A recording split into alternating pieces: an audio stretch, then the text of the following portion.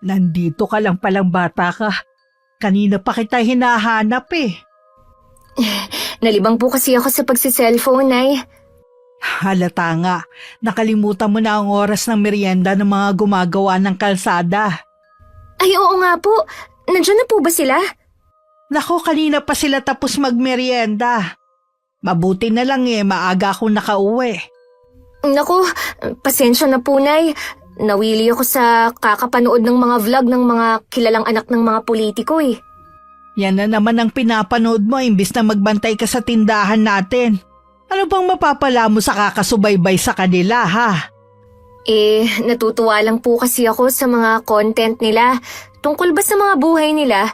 Yung mga biyahe nila sa iba't ibang bansa, pati mga binibili nilang mamahaling mga gamit, katulad ng bag, tsaka mga damit. Wala ka namang mapapala sa paghanga mo sa kanila eh. Ni hindi ka nga nila kilala. Kapag po kasi nakakapanood ako ng mga vlog nila, pakiramdam ko, kasama na rin nila ako sa mga lugar na pinupuntahan nila. Tigilan mo na nga ang kakasubaybay sa kanila.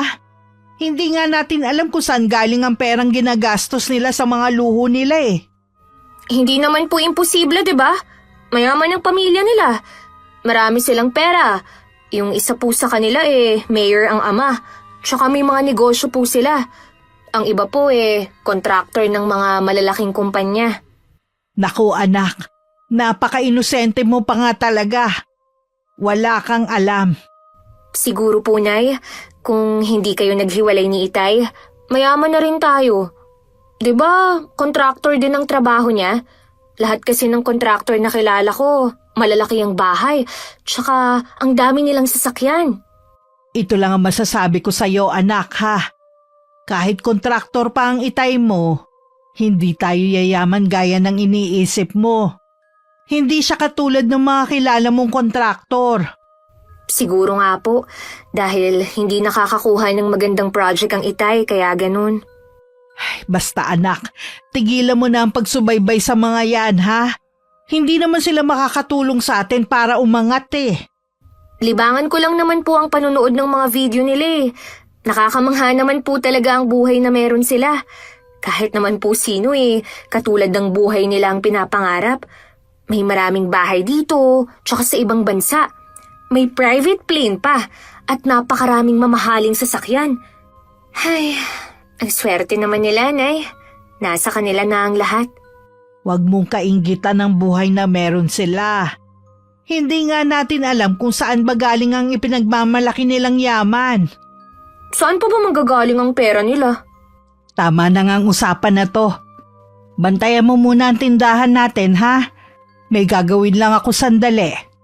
Sige na nga po, Nay. Doon ko na lang itutuloy ang panonood ko. Kami na lang ni Inay ang magkasama sa buhay mula na maghiwalay sila ni Itay. Kahit nagbibigay naman ang tatay ko, madalang naman kami magkita dahil sa probinsya na siya nakatira. Mula nang mauso ang mga vlogger, sila na ang mga sinusubaybayan ko araw-araw.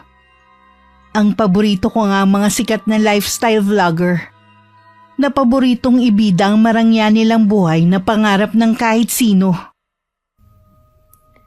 Ay, sana balang araw, maranasan ko rin ng ganyang buhay. Magsusumikap talaga ako para matupad ang pangarap ko. May sari-sari store si Inay na dati libangan lang niya. Pero ngayon kinukuhanan na rin namin ng pang-araw-araw na gastusin.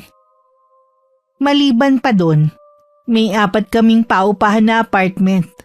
Kaya masasabi ko na maayos naman ang buhay namin kumpara sa iba. Malapit na po ang piyesta dito sa atin pero ang pangit pa rin ng kalsada. Wala tayong magagawa kahit magreklamo pa tayo. Kanino po ba kasing project yan? Kanino pa ba? Di kay Mayor Brent. Ay, kaya naman pala ang tagal. Kay Mayor pala. Alam nyo, kaduda-duda din ng biglang lobo ng yaman ng pamilyang yan eh. Ikaw na bata ka. Ayoko nagsasalita ka ng laban sa pamilya ni Mayor kapag nasa labas ng bahay natin. Mahirap na. Hindi natin alam kung sino ang nakadikit sa kanila. Alam mo naman dito sa atin, maraming balimbing. Hindi naman po lingid sa mga taga rito kung anong klaseng pamilya ang mga yun. Kita nyo nga, mula nang maging mayor yung si Brent, biglang naging mansyon ang bahay nila. Tapos, yung dalawang anak, sa abroad na nag-aaral. Buti sana kung hindi natin alam ang kabuhayan nila noong araw. Hindi natin sila pwedeng husgahan agad hanggat walang ebidensya. Hindi na po kailangan. Alam naman ng mga taga rito kung anong hocus-pocus ang ginawa nila para yumaman ng ganun. Isa lang ang opinyon ko. Marumi talaga sa mundo ng politika. Kahit gaano pa kabuti ang intention mo sa paninilbihan sa tao, mababahiran talaga yun ng kontrobersiya. Kita mo nga ang lolo mo noon. Kahit anong pamimilit sa kanyang tumakbo bilang mayor hindi talaga siya napilit ng mga tao. Si lolo naman po, kahit hindi tumakbo, marami naman siyang natutulungan eh. Kaya nga, tsaka ayaw niya ng sakit ng ulo. Tsaka nay, yung kontraktor nitong kalsada na ginagawa, taga rito lang pala sa atin. Oo. Nung isang araw ko lang din nalaman. Nagtataka nga ako kung bakit kailangan isekreto pa Malaki siguro ang kita ni Mang Nilo. Wala pang isang taon nakapagpatayo na ng malaking bahay. Kaya minsan, naiisip ko na kung hindi kayo naghiwalay ni Itay. Malamang, malaki na rin ang bahay natin. Bakit ba dyan na naman napunta ang usapan natin Kalsada ang topic natin kanina. Kaya ko lang naman po nabanggit itong kalsada dahil nga malapit na ang piyesta sa atin. Bala ko po kasing mag-imbita ng mga kaibigan. Pwede naman, unahan mo lang na ang pangit ka mo ng daan papasok dito sa atin. Ay, ganun na nga po. Lagi pa namang umuulan tuwing piyesta dito sa atin. Sigurado ang putik nun. Wag na lang kayong gumala nun. Dito na lang kayo sa loob ng bahay. Sa pagkakaalam ko, si Mang Nilo ay dating tauhan lang ni Itay. Dati ko rin ka-eskwela nung high school ang bunso niyang anak na si Arvie. Naalala ko pa nun, maliit lang ang bahay nila at pangkaraniwan lang ang buhay. Nagtataka lang ako kung paano nangyari na bigla silang yumaman ng ganong kabilis. Bigla rin nag-iba ang ugali ni Aling Elsa na dati nakakausap pa namin ni Inay. Sa amin kasi sila nangungutang noon ng bigas at delata. Ang bilis mo naman yatang umuwi ngayon. Tapos ka na ba mag-shopping? Konti lang na pamili ko Wala kasi yung bag na gusto ko. Baka bilihin ko na lang yun online. Dumating na ba si Megan at Lara? Wala pa ang dalawa mong anak. Baka gabihin na naman ang mga yun ng uwi. May mga bantay bang kasama? Oo, pinasama ko sina Andoy at Rocky sa kanila. Mabuti naman. Mahirap na kasi ang panahon ngayon. Mga babae pa naman ang mga anak natin. Siya nga pala, huwag mo munang babanggitin kahit kanino na paalis na sa 1 linggo ang anak nating si Arvie papuntang ibang bansa para doon mag-aral. Ha? Nasabi ko na sa friends ko Tsaka, sigurado ako na nagpa-despedida rin ang anak mo sa mga kaibigan niya. Wala naman sigurong masama kung malalaman ng ibang tao Totoo naman, nasa ibang bansa na mag-aaral ang anak natin. Hayaan mong mainggit sila. Hindi mo kasi naiintindihan Baka pagdudahan na tayo ng ibang tao kung saan nanggagaling ang pera natin. Bakit naman nila tayo pagdududahan? Siyempre, iisipin nila na sa trabaho mo galing ang pera natin. Sa bagay nga, bobo naman ang mga tao Kita mo nga sa pagpili pa lang ng iboboto. Paano? Katapat lang naman yan 500 o 1,000. Kahit nga wala basta tropa, iboboto nila. Oo nga. Kaya alisin mo na yung kaba mo. Wala ka naman sa politika Kaya puro sa gobyerno lang ang project na hawak ko nitong mga nagdaang buwan. Nasa likod mo naman si Mayor Brent. Hindi ka nun pababayaan. Ano ba yung hawak mo na yan? Listahan ito ng mga sasakyan. May gusto kasi akong bilhin kotse. Gusto ko sana na yun na lang ang iregalo mo sa birthday ko. May sasakyan ka naman Luma naman na yun.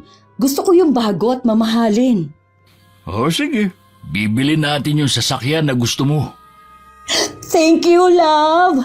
Ay, sigurado, naluluwa na naman ang mga mata ng friends ko kapag nakita nilang bago kong sasakyan. Basta para sa inyo ng mga anak ko, lahat ng gusto niyo ibibigay ko. Yumakap pa sa asawa ang babae sa sobrang saya. Isang buwan na lang kaarawan na niya. Malaking handaan ang balak niyang gawin para sa nalalapit na kaarawan. Sisiguruhin niyang lahat ng kilala sa bayan namin, negosyante man o nasa politika, iimbitahan niya. Isang araw malakas na bagyo ang tumama at sentro ang lugar namin. Dati-rati naman hindi kami binabaha dahil mataas ang lugar namin. Pero ngayon inaabot na rin at minsan umaabot pa hanggang tuhod. Ay, mabuti pa tong baha. Kahit ipagtabuyan mo na, ayaw pa ring umalis. Ito na ba ang tinatawag na forever? Nako, wag mong hangarin na hindi na humupa ang baha. Kung alam mo lang ang sakit na dala niyan at perwisyo na rin sa ating mga residente. 2 linggo na po ang baha na yan eh. Dati naman, hindi tayo binabaha. Bakit kaya ngayon ganyan na? Hindi ko nga rin alam anak eh. Ngayon nga lang nangyari to. Baka dahil malakas talaga ang bagyong dumaan. Kung kailan naman ginagawa pa ang kalsada natin, tsaka pa nangyari to. May sasabihin nga pala ako sa'yo. Munti ko nang makalimutan. Ano po yun eh? Sa 1 linggo na kasi ang birthday ni Elsa. Kukunin niya akong taga-selby sa kusina. Pumayag naman ako, sayang din yun eh. Akala ko naman po inimbita kayo para sa birthday niya. Balita ko wala siyang inimbitang mga taga rito eh. Mula nang magkapera sila, nagbago na rin siya. Siguro po, hindi niya talaga kayo itinuring na kaibigan nun. Hindi man lang niya naalala ang mga panahon na sa inyo siya tumatakbo kapag may kailangan siya. Hindi ko na iniisip yun. Ang importante, nakatulong ako sa kanila noon. Tsaka tinanggap ko rin yung trabaho para makapasok ako sa mansyon. Gusto ko rin kasi makita ang loob ng bahay nila eh. Kahit naman po sino hinahangad na makapasok sa bahay na yun. Kukwento ko na lang sa'yo kung ano ang itsura ng loob. Nay, baka naman pwede niyong banggitin kay Mang Nilo yung mga utang ng mga tauhan niya dito sa tindahan. Hindi ka mo natin alam na basta na lang lalayas ng walang pasabi. Sige, kukuha lang ako ng tiyempo para sabihin. Kahit kay Elsa para masabi niya sa asawa. Ang liit na nga lang po ng kita natin. Matatakasan pa tayo. Baka naman bumalik pa ang mga yon. Hindi rin naman kasi makakatrabaho kung baha nga naman. Naku Nay, umalis po sila bago pa bumagyo. Intensyon talaga nila na takasan ang utang nila sa atin. Kung sakali man na hindi natin makuha ang perang yun, ipasa Diyos na lang natin. Dumating ang araw ng birthday ni Aling Elsa. Maaga pa lang naroon na sa mansyon si Inay. At ilang pang mga kababaihan na inupahan para tumulong sa paghahanda. Ako muna ang bantay ng tindahan namin ng araw na yon. Nang mapansin kong kukonti na lang ang laman, pumunta muna ako sa bayan para mamili. Pagbalik ganun na lang ang gulat ko dahil may checkpoint papasok sa amin. Sabi ng bantay wala daw munang papasok dahil yun ang utos ng Ma'am Elsa nila. Kaarawan daw nito at tanging pinapayagang pumasok ay ang mga bisita niya. Sir, nandyan lang ang bahay ko. Kung iikot pa ako, lalo lang akong mapapalayo. At ang mahal ng pamasahe ko. Ang dami kong dalang paninda para sa tindahan namin. Pambihira naman kayo. Baha na nga sinarhan pa ang daan. Pahirap naman yan sa aming mga residente.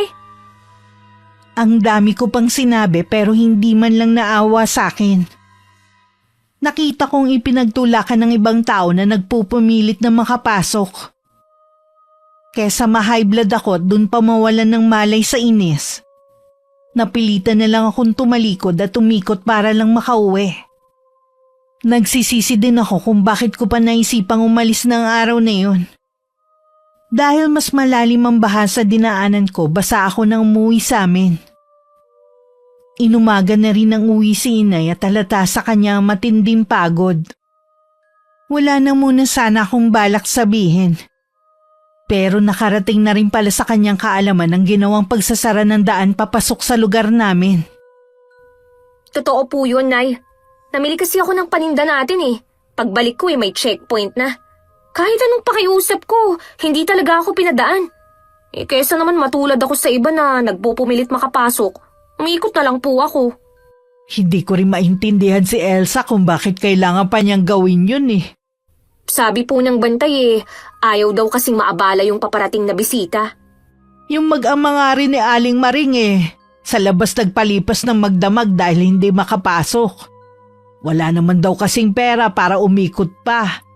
Galing pa naman sila sa pagpapa-check up. Nauna po siguro akong nakauwi sa kanila. Kung alam ko lang sana isinabay ko na sila. Grabe talaga sa perwisyo ang ginagawa nila. Mga walang awa. Sinabi mo pa. Tapos kanina hindi pa kami nabayaran dahil tulog pa. Babalik pa ako doon mamaya. Ano ba yan? Wala man lang konsiderasyon sa inyo. Hindi man lang ba niya kayo itinuring na kaibigan? Sa tingin ko hindi. Nasaksihan ko kagabi ang marangya niyang kaarawan. Nakita ko mga kaibigan niya hindi basta-basta. Hindi na natin siya maaabot pa. Ang layo na niya Kagabi nga nagalit sa akin dahil tinawag ko siya sa pangalan niya. Gusto niya Ma'am Elsa ang itawag ko sa kanya. Ay nako, hindi ko po siya tatawagin ng ma'am. Hayaan na lang natin yun ang gusto niyang itawag sa kanya Anong oras po ba kayo babalik doon? Sasamahan ko na kayo. Sa hapon na lang siguro para siguradong gising na siya. Magpapahinga na lang muna ako at hilo na talaga ako sa antok. Nang magising si inay nung bandang tanghali, nilalagnat na siya. Kaya ako na lang ang nagpresentang kunin ng bayad sa kanya kina Aling Elsa. Binigyan ko muna siya ng gamot bago ko umalis. Pagdating sa malaking gate ng bahay, sinabi ko lang sa gwardyang nagbabantay na kukunin ko ang bayad para kay inay. Ayaw pa sana akong patuluyin. Mabuti na lang nakasabay ko si Aling Maring na kukunin din ng bayad. Nakadamit pang pangtulog si Aling Elsa at naghihikab pa nang humarap sa amin. Matagal-tagal ko na rin siyang hindi nakita. Pero ang masasabi ko lang na malaking pagbabago sa kanya ay kuminis ang balat niya. At puno ng kolerete ang mukha niya. Bigla kong umiwas ng tingin na mapatingin siya sa akin. Kilala ba kita? Hindi naman kita nakita kagabi dito Anak po ako ni Choleng. May sakit po ang inay ngayon kaya ako na lang po ang pumunta para kunin ng bayad sa kanya. Happy birthday po pala, Aling Elsa. Pasmado din yung bibig mo, ano? Ma'am Elsa ang tawag ng lahat sa akin. Nasanay na po ako na sa ganun kayo tawagin Mula ngayon, ma'am na ang itatawag mo sa akin. Opo, kung iyon po ang gusto nyo. May sakit ba kamo ang nanay mo? Opo, hindi po kasi yun sanay na mapuyat Parang kagabi lang siya napuyat Dinaig pa niya ako. Ako nga araw-araw napupuyat pero hindi naman nagkakasakit. Oh, siya. Ito ang bayad niya. Bakit ito lang po? Kulang po ito, Ma'am Elsa. Paano kulang? Ganyan naman talaga ang bayad sa inuupahan Kahapon pa lang po ng umaga, nandito na ang inay. At kaninang umaga lang po siya nakauwi. Konting konsiderasyon naman po. Oh, libre naman sila ng pagkain. Hindi pa ba konsiderasyon yun? Kasama naman po talaga yun kapag umuupa kayo ng tao Huwag mong sirain ang araw ko Umalis na kayo dahil wala na yung dagdag pa. Kung ganyan po kayo lagi, wala na kayong makukuhang tutulong sa inyo ng mga taga rito. Salamat pa rin po dito. Nauna na akong umalis sa mga kasama ko. Agad naman silang sumunod sa akin. Maging sila hindi rin natuwa sa ibinayad sa kanila. Wala nga lang silang lakas ng loob na magreklamo. Lumapit naman si Mang Nilo sa asawa na mag-isa na lang to. Narinig niya rin kasi na nagrereklamo ako. Sana dinagdagan mo na lang para hindi nagreklamo yung babaeng yun. Tama lang naman ang bayad sa kanila. Libre na nga sila lang kain Tsaka mamimihasa ngayon na laging malaki ang bayad sa kanila. Ay mabuti sana kung sa susunod makukuha mo pa sila. Oo naman. Lalo na yung Aling Maring na wala namang ibang aasahan. Iisang anak lang naman na nagtatrabaho at may sakit pa ang asawa. Maiba nga pala ako. May natanggap pa akong reklamo galing sa barangay. Marami daw nagagalit dahil pinasaran natin ang daan kahapon dahil birthday mo. Para yun lang? Nagreklamo pa talaga sila sa barangay? Hindi ko naman habang buhay ipinasara. Sino ba yung mga nagrereklamo? Wala na namang problema. Kanina ko pa naayos. Sinabi ko lang naman sa'yo. Ay, ano ba yan? Ang saya ng selebrasyon ng birthday ko kagabi. Pagising ko, may mga issue na kaagad. Huwag ka na ma-stress. Maliit na bagay lang naman yun. Ang mabuti pa, luluwas na muna ako. Sa isang bahay muna natin kami tutuloy ng mga anak mo ng ilang araw. Plano kasi ng mga anak mo na mag-shopping at balak na rin mag-vlog kagaya ng mga influencer ng mga anak ng mga politiko. Ganun ba? Ay kahit ano pa yan. Alam mo namang suportado ko ang mga anak natin kahit anong gawin nila. Sabihan mo lang ako kung kailangan pa nila ng pera. Sigurado na matutuwa ang dalawang yon. Hinihintay ko na nga lang na magising at aalis na rin kami. Oh, aalis ka ba? Nakabihis ka kasi eh. Oo. May ka-meeting ako mga engineer. May bago kaming project na pag-uusapan. Matanong ko nga pala, kailan ba ulit aayusin itong kalsada natin? Hindi ko alam dahil naubos na ang pondo. Kaya nga pinalis na lang muna yung mga gumagawa dahil wala nang pampasahod. May binanggit pa naman si Choleng na kung pwede, ikaw na magbayad sa mga tauhan mong may utang sa tindahan niya. Sana binigyan mo na lang. Maliit lang naman yata eh. Sabi ko kasi sa kanya, sasabihin ko muna sa'yo. Wala naman akong kinalaman dun eh. Papupuntahin ko na lang si Andoy doon sa kanila para kunin ang listahan ng mga utang ng mga tao. Paano? Alis na ako. Baka malate pa ako sa pupuntahan ko. Mag-iingat ka ha. Kayo din ng mga bata. Abot tenga na naman ang ngiti ni Aling Elsa. Nasisiguro kasi niya nakikita na naman ng malaki ang kanyang asawa. Ilang sandali pa pinagising na niya sa mga kasambahay ang mga anak para makagayak na sila sa pag-alis. Samantala, hindi rin makapaniwala si inay na yun lang ang ibinigay sa kanya ni Aling Elsa. Alam niya kasi na hindi yun sapat sa pagod at puyat na kanilang dinanas. Hayaan na lang natin, huli na rin naman yun eh. Napansin ko na malaki na ang ipinagbago ni Aling Elsa sa itsura at ugali. Iba talaga ang nagagawa ng pera sa tao. May binanggit ba siya tungkol sa utang ng mga tauhan ng asawa niya? Wala po, Nay. Huwag na rin tayong umasa na mababayaran pa yun. Ang mabuti pa, kalimutan na lang natin ang pangyayaring to. Oo nga po. Wala rin namang mabuting maidudulot sa atin eh. Meron pala akong sasabihin sa'yo. Kaya pala wala si Arvie kagabi sa kaarawan ng ina, nasa abroad na pala. Doon na raw mag-aaral, sabi ng kasambahay nila. Nakatapos na yun ng kolehiyo ah. Kukuha daw ng panibagong kurso sa ibang bansa. Ang swerte naman ni Arvie. Swerte nga. Pero nakakapagtaka na kaya na pala ni Elsa na pag-aralin sa ibang bansa ang anak nila.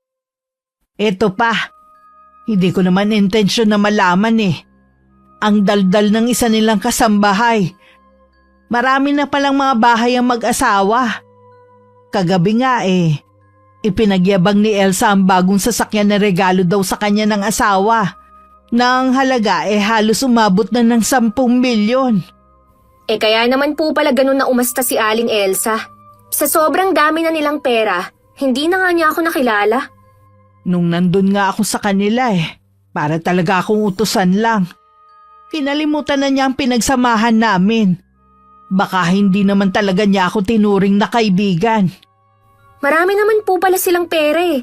Sana naman tapusin na nila tong kalsada. Aba, malaking abala na sa atin eh. Palay naman natin pinapahupa lang nila ang baha at saka nila itutuloy ang paggawa. Tuwing walang bumibili sa tindahan, puro Facebook at YouTube pa rin ang pinagkakabalahan ko. Kaya ganun na lang ang gulat ko na makita sina Megan at Lara na nagva-vlog na rin. Ang fineflex nila ay ang pagsha-shopping nila sa pinakamalaking mall sa Maynila. Ginaya na rin nila yung ibang influencer na sinusubaybayan ko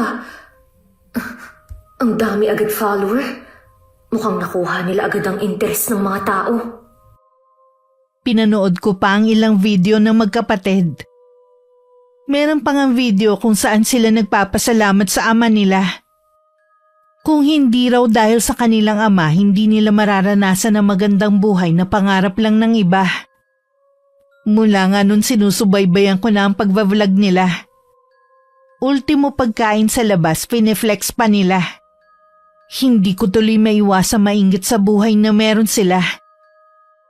May dinaramdam ka ba? Ilang araw ka na kasing parang matamlay Ayos lang naman po ako. Napapaisip lang po ako na ganito na lang ba ang buhay natin?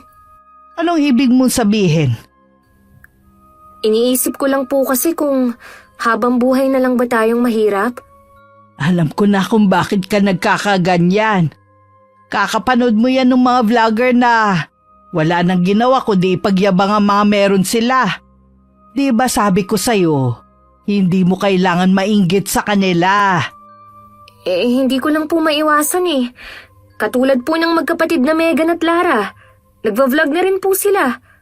Wala na silang ginawa kundi ipakita ang marangya nilang pamumuhay. Hindi nga natin alam kung talaga bang galing sa sarili nilang bulsa ang ipinambibili nila ng luho Ano po ang ibig niyong sabihin, Nay? Kontraktor lang si Nilo katulad ng ama mo. Mas matagal pa nga ang itay mo sa trabahong yun Pero kahit kailan hindi nagkaroon ng napakaraming pera. May palagay ako na may ginagawang anomalya ang mag-asawang yun kaya nagkaroon ng maraming pera. Posible po kaya yun? Oo naman. Ayoko sanang sabihin ito. Pero sa nakikita ko sa'yo, kinaiinggitan mo ang mga taong hindi naman pinaghihirapan ng perang pinambibili nila. Kaya pala iba ang kutob ko tuwing pinapanood ko ang video nila. Hindi ko lang maipaliwanag. Sorry, Nay, Pinag-alala ko patuloy kayo. Natural lang na mag-alala ko dahil nanay mo ko. Alam ko din na masigit mo pa silang mahihigitan dahil wala kang inaapakang tao. Opo, Nay. Magsusumika po ako para magtagumpay at para din sa inyo. 1 taon na lang naman po magtatapos na ako. Mabuti pa. Iwasan mo muna ang pagbababad sa social media. Hindi naman niya nakakatulong sa'yo Nakakasama pa nga. Libangan ko lang naman po ito, Nay. O sige, ikaw na ang bahala. Inabala ko na lang ang sarili ko sa pag-aaral at sa pagtulong kay inay. Inisip ko na lang na maswerte pa rin ako dahil nakakapag-aral ako. At hindi nagugutom katulad ng ibang pamilya. Regular pa rin naman nagpapadala ang tatay ko at nakakaipon kahit papano. Lumipas ang mga araw, linggo at buwan. Tuluyan nang hindi naayos ang kalsada namin. Naiiwan yun na nakatiwangwang na lang. Tuwing umuulan din, madalas nang bahain ng lugar namin na lalong nakadagdag perwisyo sa mga tao. Dahil alam nilang si Mang Nilo ang kontraktor ng ginagawang kalsada, siya ang kinu-question nila. Nakasalubong ko sa labas si Kapitan. O ano ang sadya niya? Ang dami daw pumupunta sa kanya at tinatanungan tungkol sa inaayos na kalsada. Pati pagbaha sa lugar natin, kine-question na rin ng mga tao. Normal lang naman na bumaha dahil sa tag-ulan. Tungkol naman sa kalsada na yon, akala ko ba nagawa na ng paraan ni Kapitan? Oo nga kaya lang, laging nauungkat. Bakit hindi mo kausapin si Mayor Brent? Sa kanya naman ang project na yun Kung ako kasi ang tatanungin, mas gusto kong maayos na yon. Ayoko naman kasing kapag nakasakay ako sa kotse natin umaalog pa rin ako sa loob. Hindi na matutuloy ang paggawa ng kalsada, wala nang ang pondo. Ha? Saan napunta? Binili na ng bago mong sasakyan at luho ng mga anak natin. Wala ka bang bagong project? Siyempre meron. Hindi ako mawawalan basta nakadikit lang ako kay Mayor. Yun naman pala Ang mahalaga, hindi tayo mawawalan. Alalahanin mo, hindi na sanay ang mga anak natin sa mahirap na buhay. At ayoko na rin bumalik sa panghihiram ng bigas tuwing walang kakainin. Huwag kang mag-alala, hindi na tayo babalik sa ganong klaseng buhay. Pangako ko yan sa inyo ng mga anak natin. Tuwing naaalala ko kasi ang pangyayaring yun sa buhay ko, nakakaramdam ako ng matinding hinanakit sa buhay. Hindi mo na kailangang alalahanin pa nakaraan. Magpapabigat lang yun sa nararamdaman mo. Pipilitin ko na hindi na alalahanin ang bagay na yon. Mabuti naman. Ayoko na pati ang mga anak mo mag-alala sa'yo. Ang mabuti pa, sa labas na lang tayo kumain ng hapunan para naman marelax tayo pareho. Kasalukuyan si inay ang nagbabantay noon ng tindahan nang dumating si Aling Elsa sa bahay namin. Labis naman ang ipinagtaka ni inay. Pero hindi niya yun ipinahalata kay Aling Elsa. May mga kasama pang bodyguard ng babae na dinaig pa ang mga nasa politika.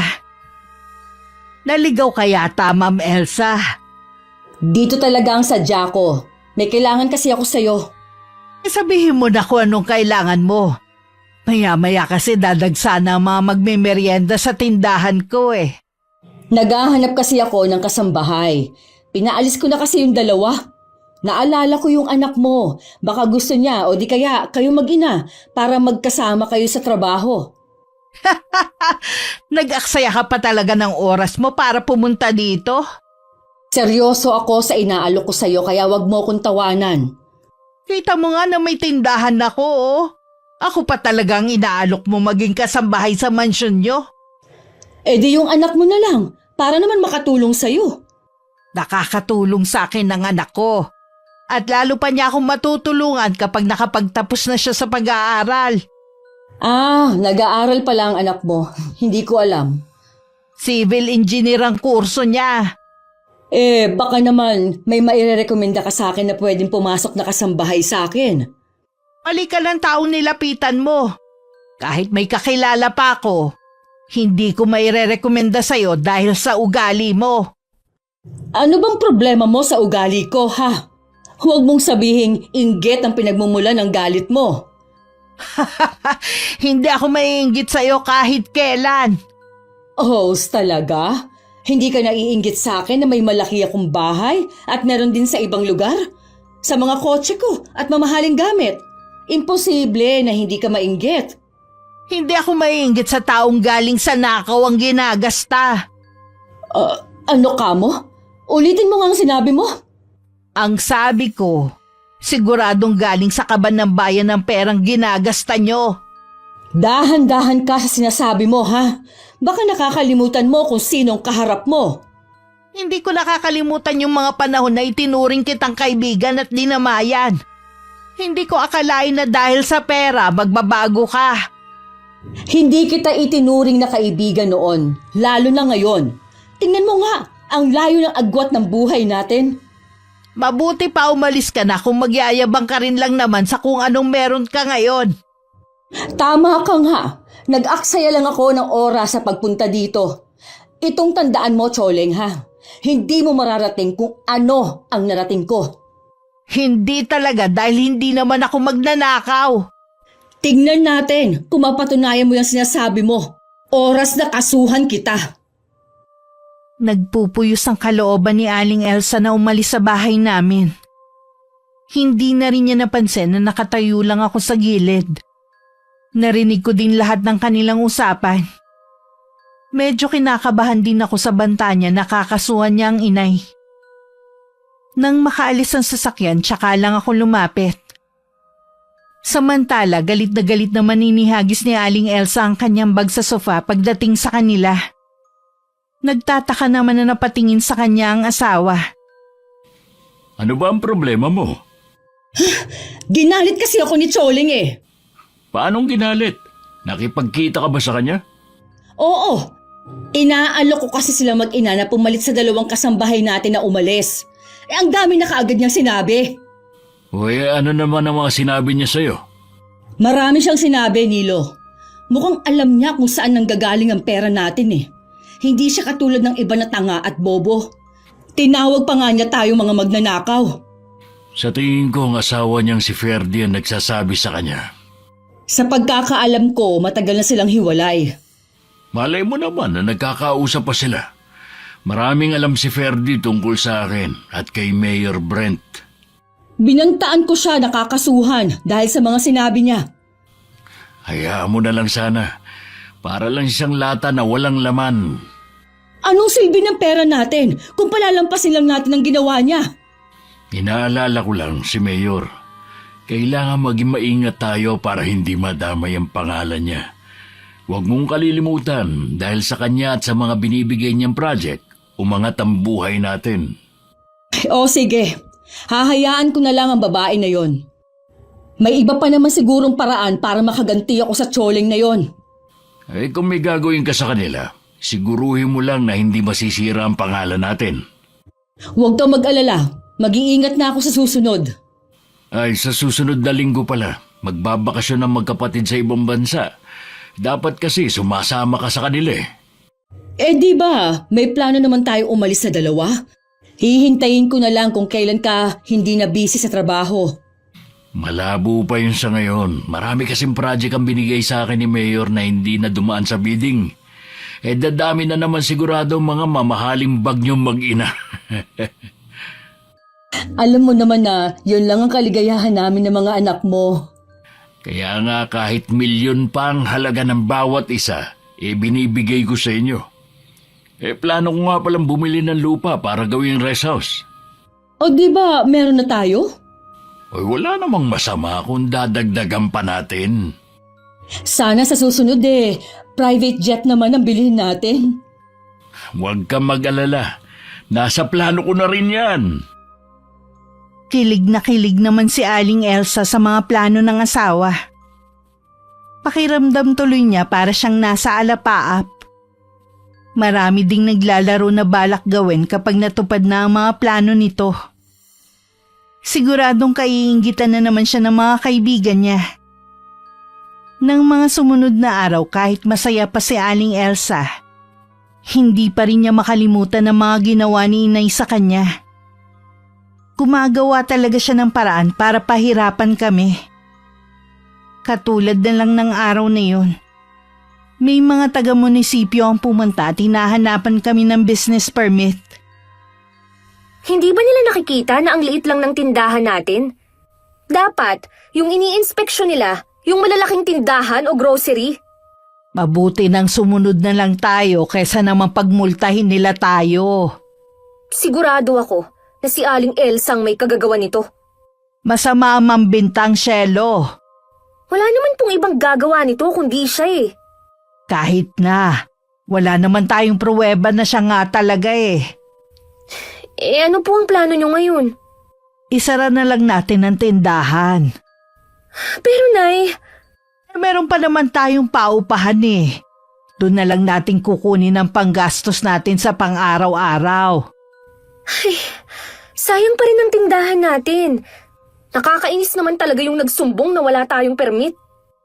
May mali rin kasi ako eh. Tiwala ko na kahit hindi ako mag-renew okay lang. Huwag nyo na pong sisihin ang sarili nyo. Wala naman kayong pagkukulang eh. Iligpit na lang natin ang paninda. Mabuti na lang hindi pa tayo nakakapamili ulit. Sige po, Nay. Ilang araw din tayong mapupurga nito sa puro delata. Hayaan mo na. Kahit mapano marami tayong ulam. Hindi talaga patas ang batas sa bansa natin. Kung sino pa kasi ang lumalaban ng patas, siya pang ginigipit. Samantalang ang iba, naharap-harapan na ang pandaraya, mas pinagpapala pa. May araw din sila at magbabayad din sila sa mga nagawa nilang kasalanan. Kung hindi man sila maparusahan sa lupa, sigurado sa takdang panahon. Hindi na lang ako umimik. Inumpisahan ko na rin tanggalin ang laman ng mga eskaparate. May lungkot akong nararamdaman ng mga sandaling yun. Hindi lang kasi yung tindahan. Para sa akin yun ang takbuhan ko kapag natatakot at nalulungkot ako. Marami pang ginawa sa amin. Pero sa lahat ng yun, tahimik lang si Inay. Hindi siya nagreklamo sa barangay. Dahil alam namin na hindi rin kami papanigan. Wala man lang ba tayong gagawin, Nay? Anong gusto mong gawin natin gumante? Ano, susugurin natin ang bahay ng pamilyang yon? Sobra na po kasi sila sa ginagawa nila sa atin eh. Tayong maliliit lang naman ang kinakayan-kayanan nila. Kapag nakatapos ka na, aalis na tayo sa lugar na to. Yun lang ang naiisip kong solusyon kaysa patulan ng mga taong sakim. Pagdating sa kagipitan, wala man lang tayong malapitan na kahit sino. Hindi kita pinalaki na mahina at aasa lang sa ibang tao. Hanggat maaari gusto ko tumayo ka sa sarili mong mga paa para wala kang utang na dapat bayaran. Nag-aalala rin po kasi ako sa inyo eh. Paano po kung wala ako rito at saka sila bumalik?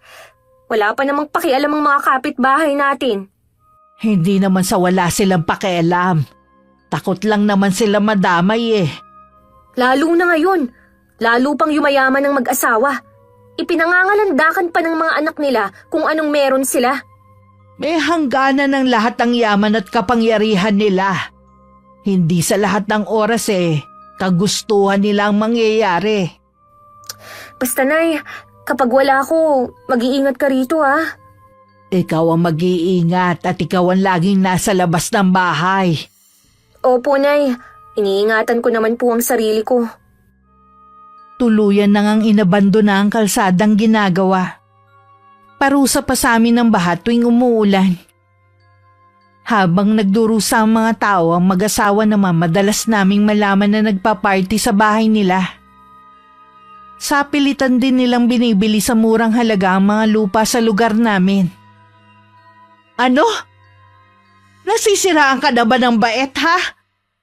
Ano bang mapapala mo kung bibilhin mo ang lupa ko ha? Alam ko naman nakapritsyo lang ang dahilan. May balak akong gawin sa lupang kinatitirikan ng bahay mo. Kaya nga gusto kong bilhin.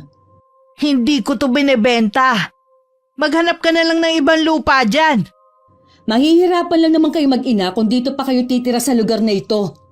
Ikaw lang naman ang nagpapahirap sa amin dito Yang kasakiman ng pamilya mong sumisira sa katahimikan ng lugar na to.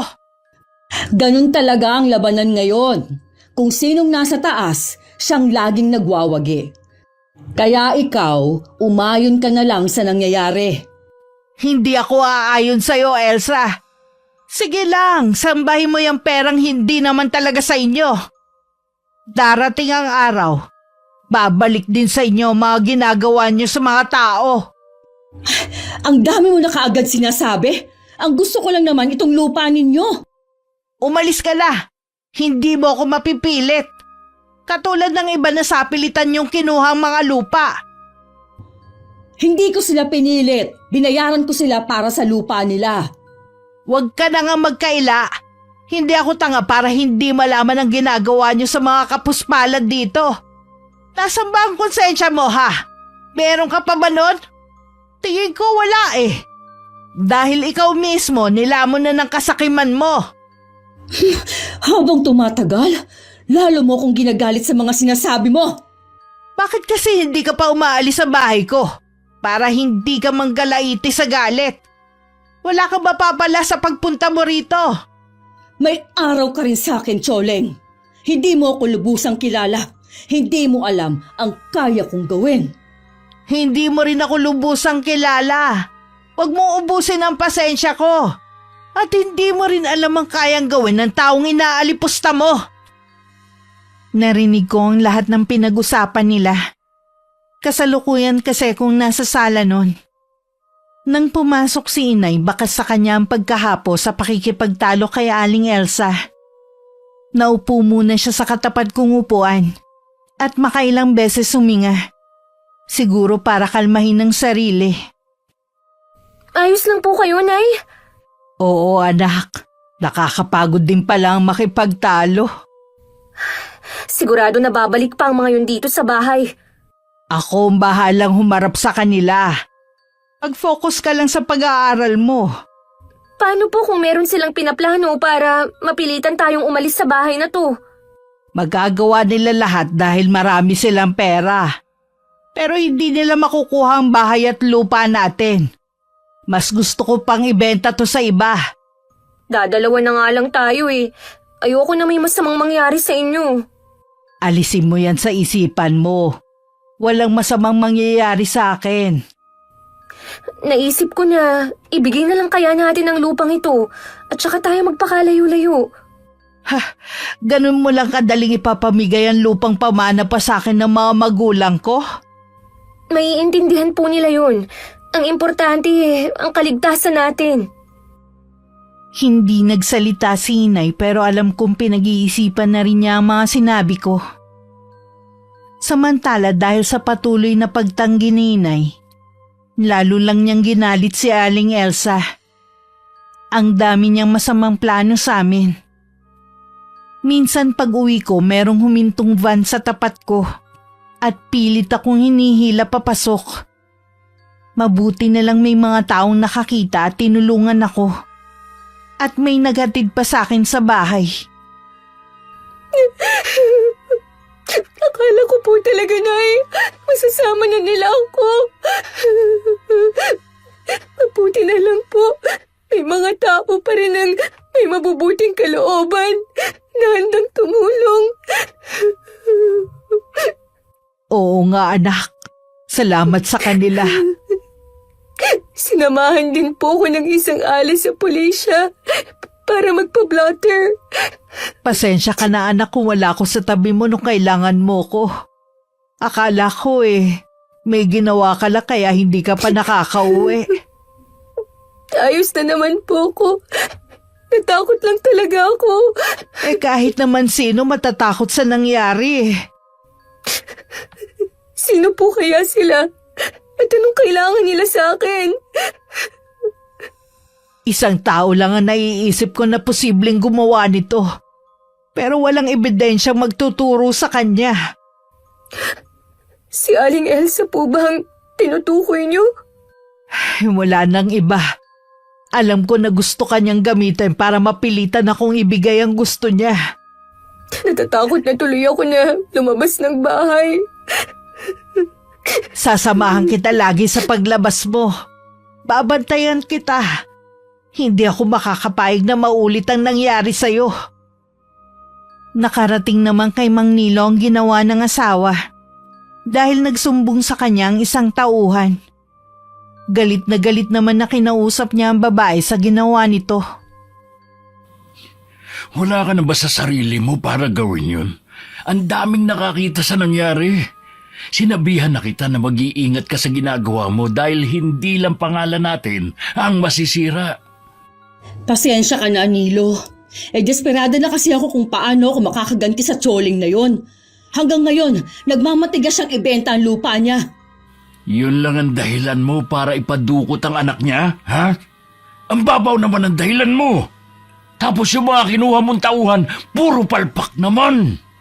Huwag ka na magalit sa akin. Hindi naman masisira ang pangalan mo dahil sa nangyari. Walang nakakaalam na akong nasa likod sa tangkang pagdukot sa babaeng yun. Bakit mo ba pinag-iinteresa ng lupa ng mag-inang yun? Ang dami namang lupa. Gusto ko lang kasi na mawala na sila dito. Wala akong pakialam kung saan sila mapunta pa. Basta ako, ayoko na silang makita. Dagdagan mo inaalok mo sa kanila para mapilitan silang ibigay ang hinihingi mo. Basta wag ka nang gagawa ng ganong bagay. Oo na, hindi ko na gagawin yun. Nadala lang kasi ako ng nararamdaman ko Hindi na rin napigilan ni inay na hindi sugurin si Aling Elsa. Hinintay lang niya na makaalis ang asawa nito bago siya nagpaalam sa gwardya. Sinabi lang niya na inaasahan siya ng amo at pag-uusapan nila ang tungkol sa lupa. Naniwala naman ang gwardya at pinapasok na siya. Anong ginagawa mo dito? Paano ka nakapasok? Pinapasok ako ng gwardya niyo. Sabi ko lang na inaasahan mo ang pagdating ko. Nagsinungaling ka pa talaga para lang papasukin ka. Bakit ka ba nagagalit ha? Ikaw nga basta ka nalang sumusulpot sa bahay ko Magkaiba yon. Ano ba kasi ang kailangan mo? Sabihin mo na at marami akong gagawin. Alam ko na ikaw ang gustong magpadukot sa anak ko. Ang lakas naman ng loob mo na pumunta dito at akusahan ako. Dapat talaga, nun pa kita kinasuhan nang madala ka. Gawin mo ngayon para sumingaw ang bahong tinatago niyong mag-asawa. Akala mo yata walang nakakaalam sa mga anomalyang ginagawa ninyo. Puro ka bintang, hindi mo naman kayang patunayan yung mga paratang mo. Alam niyo naman yan pero sakim kayo ng buo mong pamilya. Pulag kayo sa paghihirap ng mga tao basta nasa maayos kayong kalagayan. Ayaw mo tumigil, ha? Sige, tatawag ako ng pulis. Ano naman ang ikakaso mo sa akin, ha? Mas marami kayong kasalanan ng pamilya mo. Walang ginagawang masama ang pamilya ko. Kung ano man ang nakikita mo, galing ito sa sipag at tiyaga ng asawa ko. Naiinggit ka lang kasi hindi nyo narating ang ganitong estado ng buhay. Samantalang kontraktor din ang dati mong asawa at mas nauna pa. Matino at tapat kasi sa trabaho niya ang dati kong asawa. Kaya hindi siya yumaman. Ang mabuti pa, patunayan mo na lang yung mga akusasyon mo. Hindi yung puro kakuda. Balang araw lalabas din ang katotohanan. Sa ngayon maniningil muna ako sa ginawa mo sa anak ko. Hindi ako papayag na saktan mo ng kahit sino ang anak ko. Sinabi na nga wala akong alam sa sinasabi mo. Guard! Guard! May nakapasok dito! Hindi mo kailangan sumigaw. Nasabi ko na ang sadya ko. Aalis na rin ako. Magbabayad ka sa ginawa mo ito, Choleng. Tandaan mong sinabi ko. Bago pa sumugod si inay sa mansyon ng mag-asawa, may nakahanda na siyang plano. Kaya naman nung pumunta sa bahay namin ng mga inutusan ni Aling Elsa, hindi na kami nabutan. Lalo naman nang gagalaiti sa galit ang babae nang malaman na naisahan namin siya ni inay. Bakit ba sumisigaw ka dyan? Natatakot na ang mga anak natin sa'yo. Ang walang hiyang babaeng yun. Naisahan niya ako. Si Choleng na naman ba? Oo, siya na naman. Hindi mo na dapat kasi pinapatula ng mga katulad niya. Tingnan mo tuloy ang epekto sa'yo. Baka mamaya niyan magkasakit ka pa. Hindi ako matatahimik hanggat hindi ako nakakaganti sa mag-inang yun. Wala naman silang ibang pupuntahan. Siguradong babalik din sila sa bahay nila. Pabantayan mo ang bahay nila para alam natin kapag bumalik na sila. Pababantayan ko sa isa sa mga tauhan natin. Relax ka lang. Ang mabuti pa mag-shopping na lang kayo ng mga bata para mawala yung init ng ulo mo. Mabuti pa nga siguro. Ngumiti ka naman.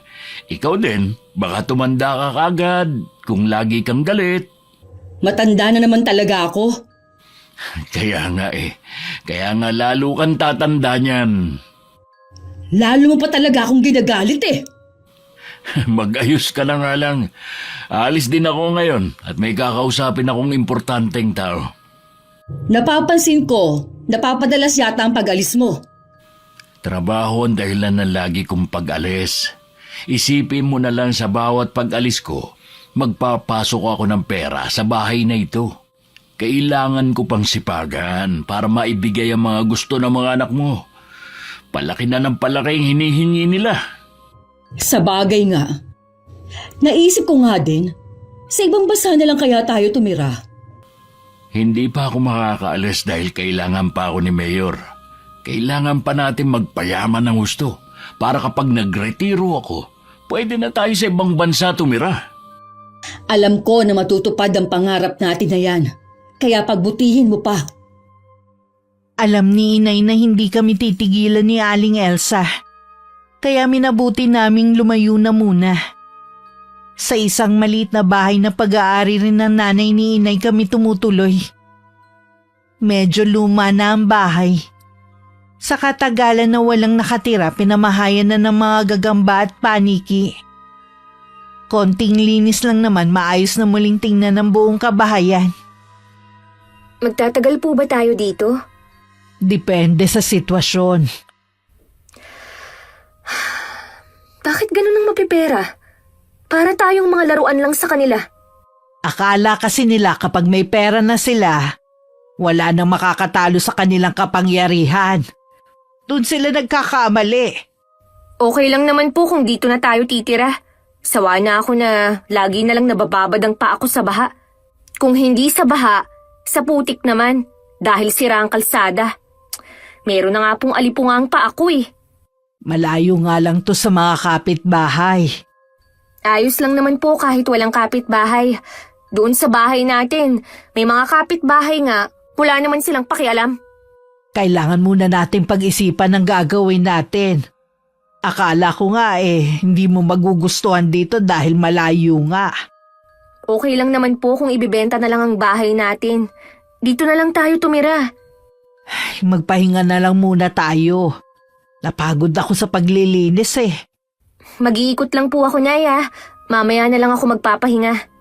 O sige, huwag ka lang lalayo at hindi mo pa kabisado ang lugar na to. Pagkaalis ko, hindi naman natulog si inay.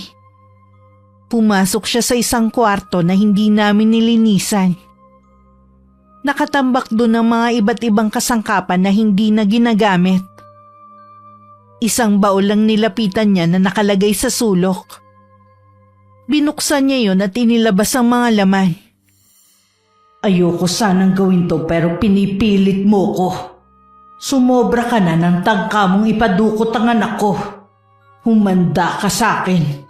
Kahit sa pamamagitan man lang nitong gagawin ko, mabigyan ko ng hustisya ang mga taong inapi nyo. Hindi naman nagtagal, umuwi na rin ako. Puro puno at halaman lang naman ang nakikita ko. Malayo sa amin ang sunod na bahay. Sa ibang araw na lang ako mag-iikot-ikot. Sabi ni inay, hindi naman daw mahirap ang sakayan sa lugar. Medyo mahal nga lang ang pamasahe. Nakatulog po ba kayo, Nay? Hindi, iha. Gusto ko lang ilapat ang likod ko sa higaan. Saan ka naman nakarating? Dyan lang po sa malapit. Mapuno naman pala dito sa paligid, no, Nay? Kaya pala malamig ang klima. Hindi katulad sa inalisan natin.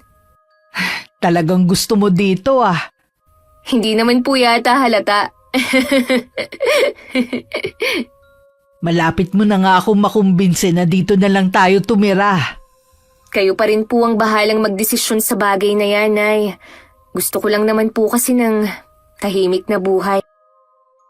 Nang sumunod na araw, inasikaso agad ni inay ang pagpapakabit ng kuryente sa bahay. Hindi naman problema ang tubig sa amin.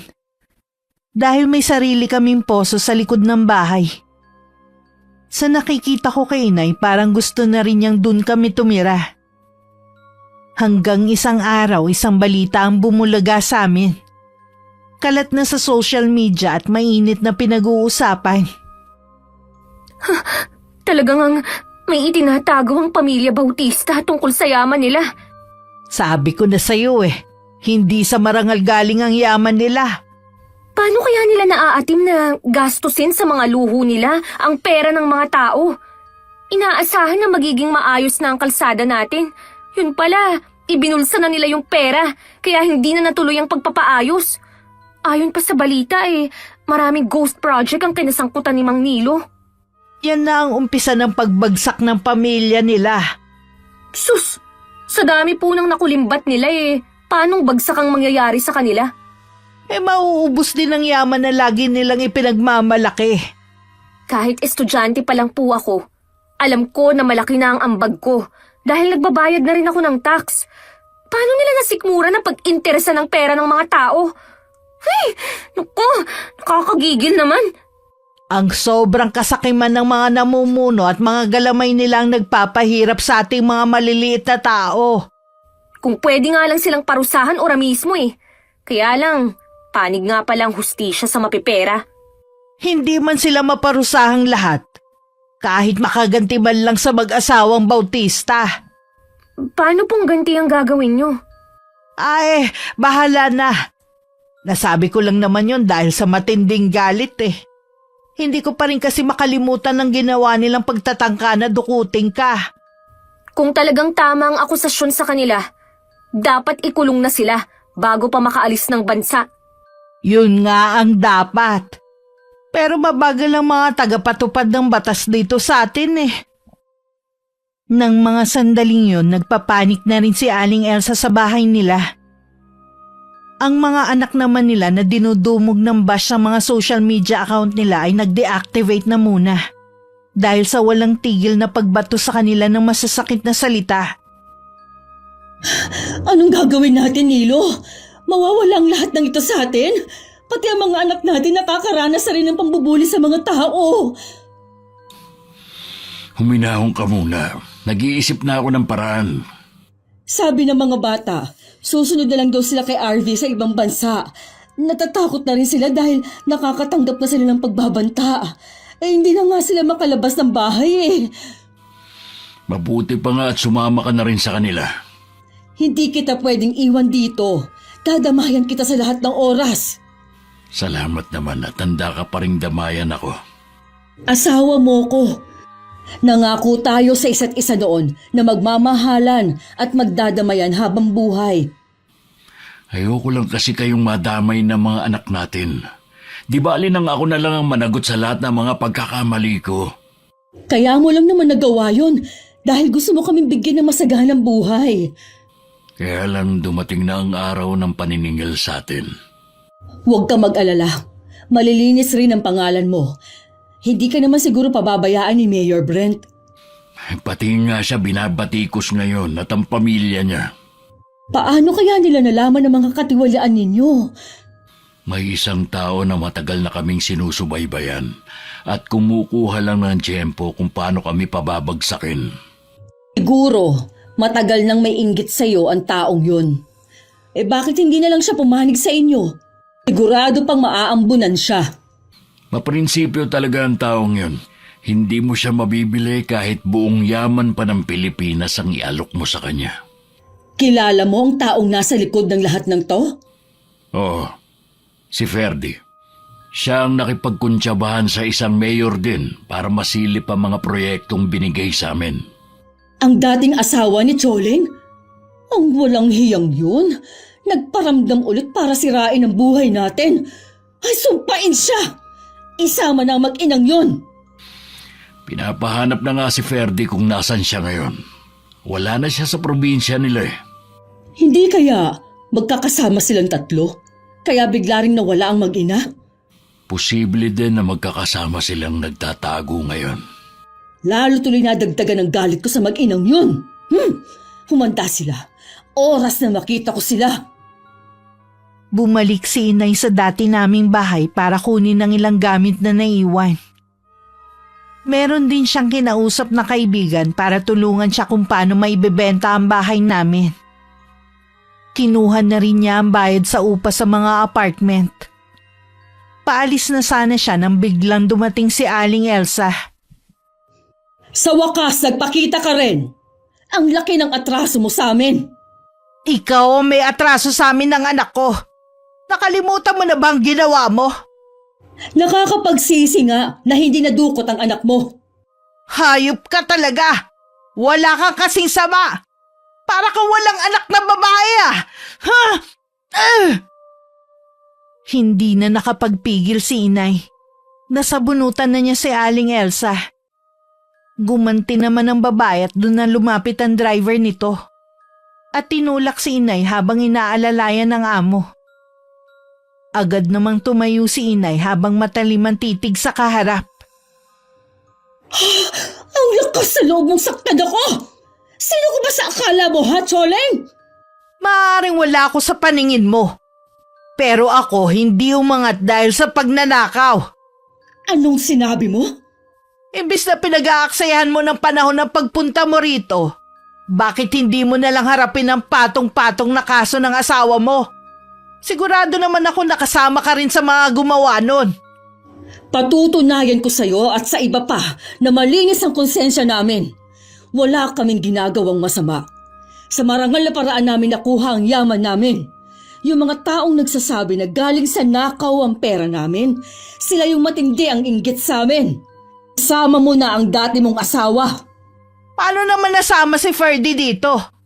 Siya lang naman ang nasa likod ng lahat ng ito. Nagkukunwari ka pa? Alam ko namang magkakasama na kayo ngayon.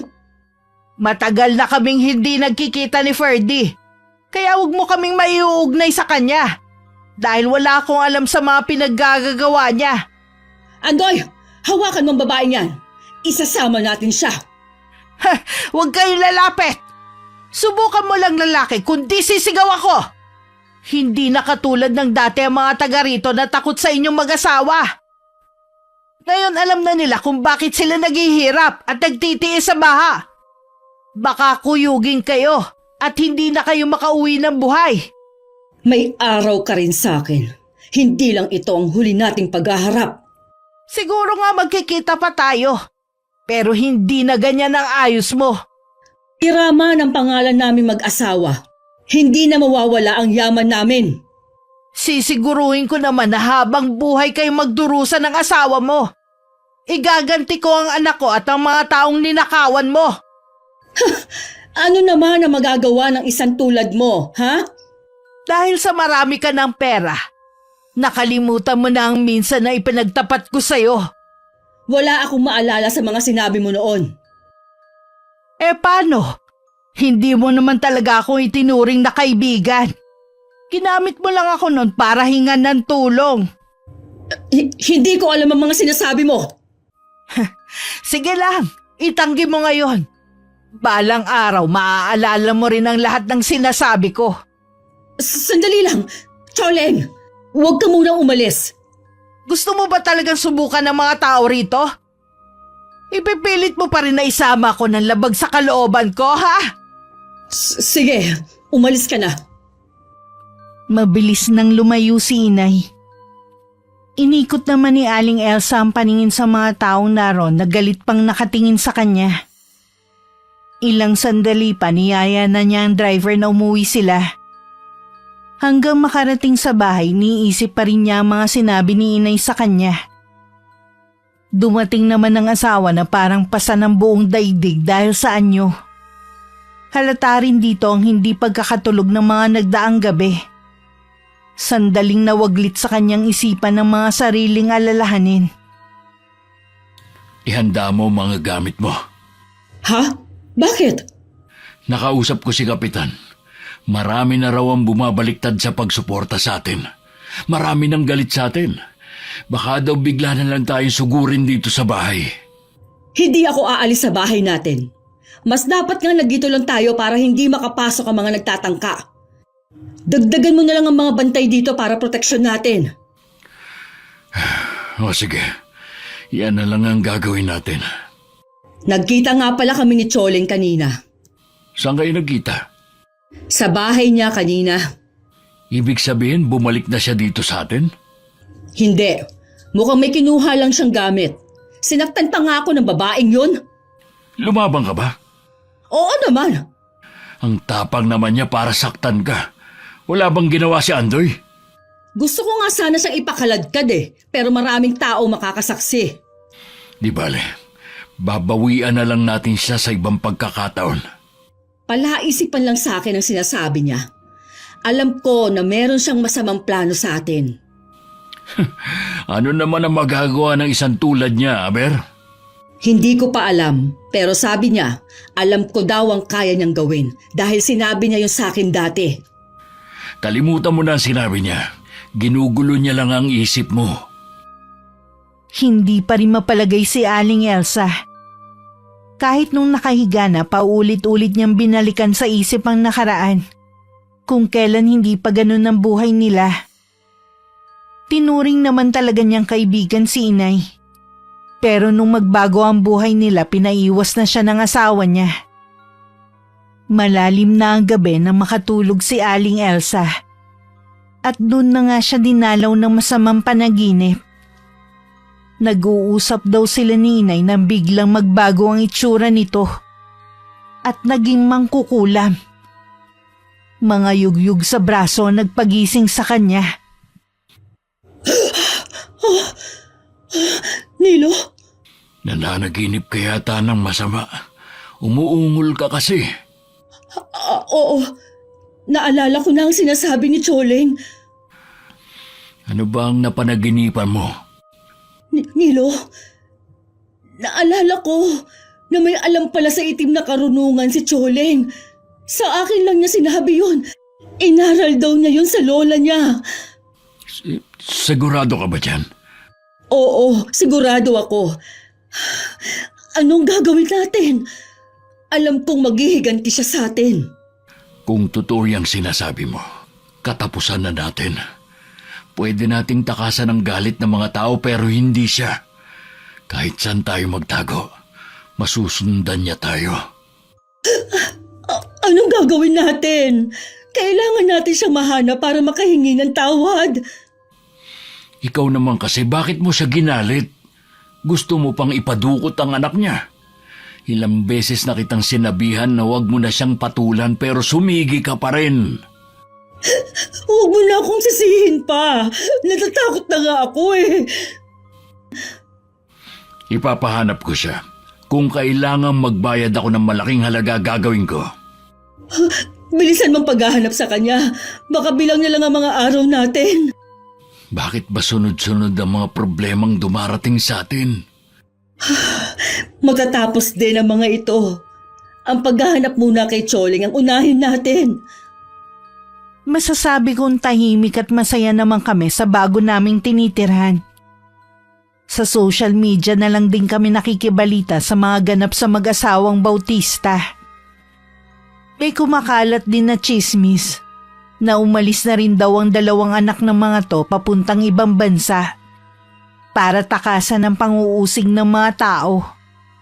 Wala nga lang patunay kung totoo nga ang balitang kumakalat. Ibig pong sabihin, silang mag-asawa na lang ang nakatira sa malaking bahay nila? Tsaka yung mga kasambahay nila, syempre. Tigas din ang mga mukha nila, no? Nakausap ko nga yung kakilala natin dun eh. Yung pinagbabantay ko ng bahay natin. Handa raw magbayad ang mag-asawa sa kung sino makakapagturo ng kinaroroonan natin. Ginawa naman nila tayong parang kriminal, samantalang sila itong maraming atraso. Eh kahit ubusin pa nila ang yaman nila sa paghahanap sa atin, hindi nila malalaman kung nasan tayo. Ang laki na nga ng problema nila. Nag-aaksaya pa talaga sila ng panahon para hanapin tayo. Hayaan natin silang mabaliw sa kakahanap sa atin. Oo nga, no, Nay. Ay, nako. Ibibilad ko na nga muna tong mga nilabhan ko para matuyo na agad. May kutob ako kung ano ang dahilan ng paghahanap niyo sa amin. Siguro naalala na ni Elsa ang sinabi ko noon na lihim na pagkatao ko.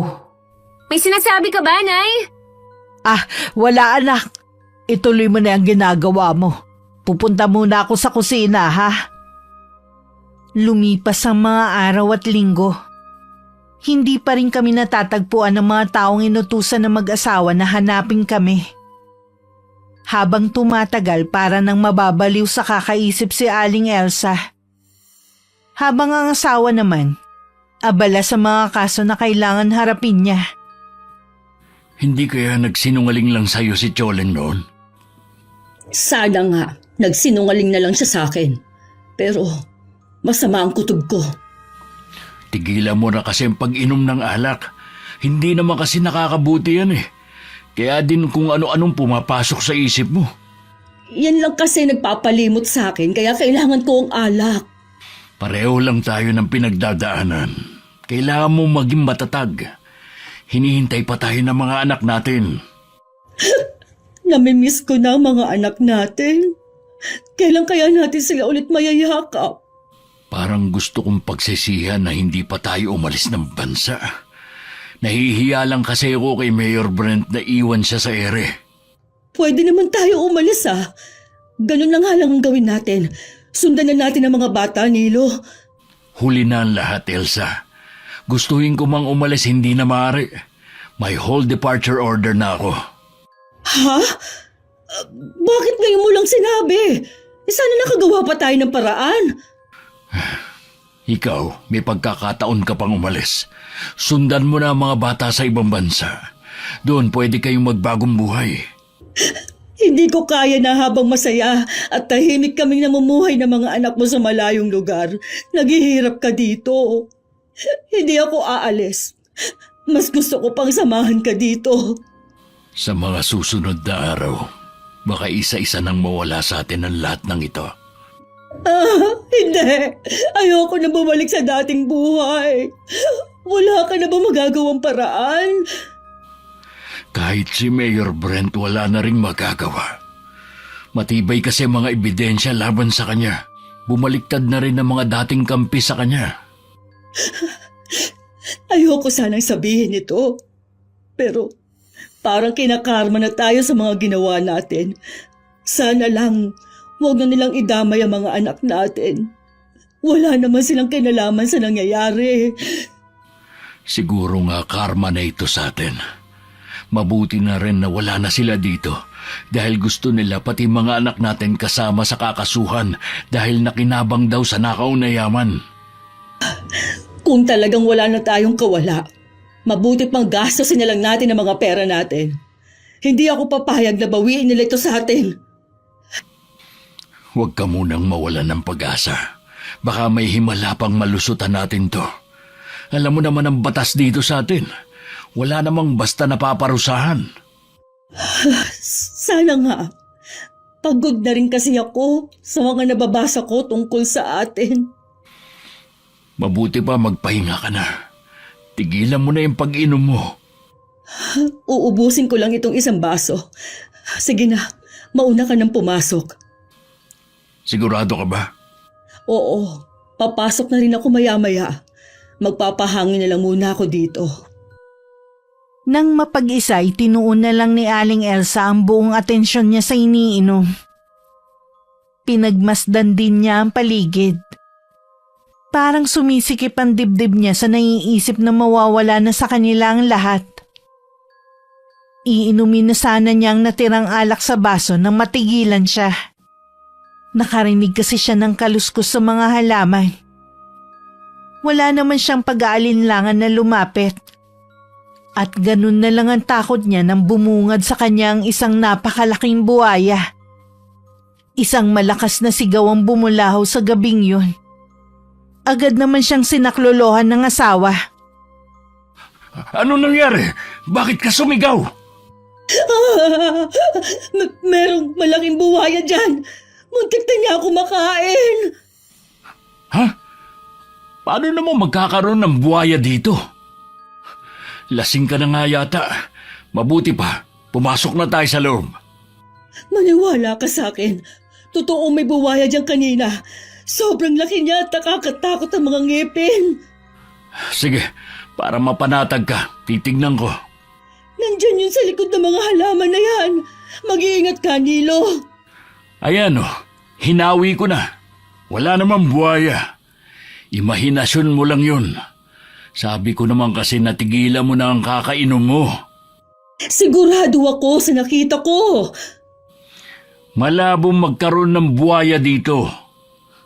Tara na, pumasok na tayo sa loob.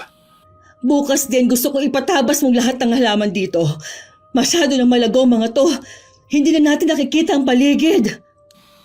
Sige, bukas na bukas din, pagagawa ko yan. Nung gabing yon dinalaw na naman ng masamang panaginip si Aling Elsa. Sari-saring nakakatakot na mukha ang nakikita niya. Pilit siyang hinihila sa madilim na parte. Nagigising na lang siyang sumisigaw at umiiyak. Kahit ang asawa labis na rin nag-aalala sa kanya. Lingid sa kanila ang inay ang nasa likod ng nangyayari kay Aling Elsa. Isang orasyon yun na natutunan ni inay sa lola niya. Sa pamamagitan ng ginagawa niya, paulit-ulit na dadalawin na masamang panaginip ang taong inoorasyonan. Hanggang nakakakita na rin siya ng mga bagay na imposibleng mangyari. Kulang pa yan sa mga dinanas sa mga kababayan natin. Kayong mag-asawang magbabayad ng malaki. Ang kasakiman niyo ang siyang magdadala sa inyo sa hukay. Hindi na rin nakakakain si Aling Elsa. Hindi kasi masarap ang tingin niya sa mga nakahain sa kanya. Mabaho din ang amoy ng mga pagkain sa harapan niya kaya lalo siyang nawawalan ng ganang kumain. Kung hindi ka kakain, magkakasakit ka. Hindi ko kasi alam kung anong nangyayari sa akin eh. Pagkatapos ng almusal natin, pupunta tayo sa doktor para matignan ka. magpapunta ka na lang ng doktor dito sa bahay. Ayoko kasing lumabas ngayon. Nangihina ako. O sige, tatawagan ko si Dr. Ruiz. Itatanong ko kung pwede siyang pumunta dito.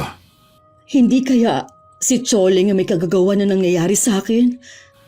Kalimutan mo na ang babaeng yun. Magdasal ka kasi.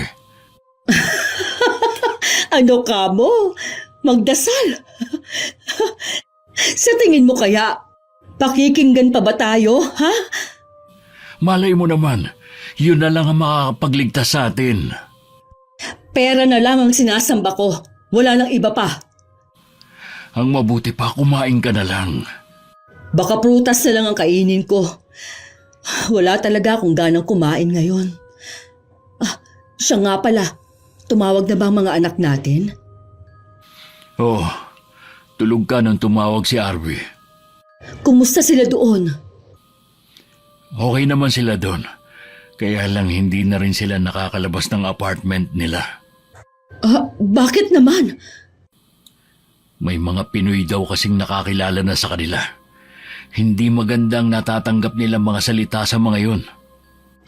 Ano? Kawawa naman ang mga anak natin. Nag-aalala nga din ako sa kanila. Binalaan ko si Arby na ingatan ng mga kapatid. Akala ko pa naman maayos ng lagay nila doon. Sapat naman ang pera nila. Kung sakali may masamang mangyari sa atin dito, hindi sila magugutom. Huwag na lang silang uuwi dito sa atin. Mas gusto ko pang habang buhay na silang hindi makita kaysa kasama nating magdusa. Mamaya, tatawagan ko rin sila. Gusto ko rin marinig ang kanilang mga boses. Nakikiusap ako sa iyo, Elsa. Alang-alang sa mga anak natin. Kailangan mo magpalakas. Huwag mong hayaan na dapuan ka na sakit. Kaya kumain ka na kahit wala kang gana. Sige na nga, alang-alang sa mga anak natin. Kahit magkanda-duwal-duwal na, pinilit pa rin kumain ni Aling Elsa ng pagkain. Yun nga lang pagkatapos mabusog, isinuka rin niya yun. Labis siyang nagulat at nangilabot nang makita na may mga kasama na buhay na uod ang suka niya. Agad niyang tinawag ang asawa. Totoo ba yan? Oo, Nilo. May sakit na nga yata ako. Baka yun ang dahilan kung bakit ako walang ganang kumain. Parating na rin naman si Dr. Ruiz. Malalaman na natin kung ano ba talaga ang sakit mo. Samahan mo na lang ako sa garden. Gusto ko muna magpahangin. O sige, hindi naman ako aalis ngayon. Maghapon kitang sasamahan. Pagdating sa garden, pareho sila natigilan ng mag-asawa. Nagkatinginan pa nga bago ibinalik ang tingin sa harapan nila. Akala ko ba pinatabas mo ng mga halamang yan? Oo nga. Nandito ako nung linisin yung garden kahapon. Hindi ko alam kung ano nangyari. Bakit bumalik sa dati lahat? Ngayon lang nagkaroon ng kababalaghan sa bahay nito. Alam ko na hindi ito nagkataon lang. Malakas ang kutob ko na kagagawa nito ni Choleng. Hanggang ngayon, hinahanap pa rin siya ng mga tauhan ko. Sa paligay ko, nasa malayong lugar na sila. Ganun talaga kapag nagtatago. Mahirap hanapin. Dumating na pala si Dr. Ruiz. Mabuti at nang matignan ka na niya. Pumasok ka na sa kwarto mo. Sasalubungin ko lang siya. Wala namang nakitang diferensya sa kanya ang matandang doktor. Pero ipinayo pa rin ito na pumunta siya ng ospital para ma-check up ng gusto ang kanyang nararamdamang kakaiba sa katawan. Pagkasuri sa kanya, umalis na rin naman ng doktor. Sa hindi malamang dahilan, bigla na lang lumaki ang tiyan ni Aling Elsa. Malakas siyang nagtititili hanggang pumasok ang asawa. Ano nangyari sa'yo? Bakit biglang lumaki tiyan mo? Pakiramdam ko, merong gumagalaw sa loob ng tiyan ko. Hindi ko na alam gagawin ko. Dadalhin na lang kita sa ospital. Ipahahanda ko lang ang sasakyan natin. Hindi na, Nilo. Hindi doktor ang kailangan ko. Si Choleng ang gumagawa nito sa akin. Hindi nga natin alam kung nasan siya eh. Kaya paano natin malalaman kung siya ang gumagawa niyan sa'yo? Nilo, bakit tinutubuan ka ng malalaking bukol sa mukha mo? Ha? Oo nga no. Ang mga ngipin ko, naglalagas din. Nilo, ano bang nangyayari sa atin?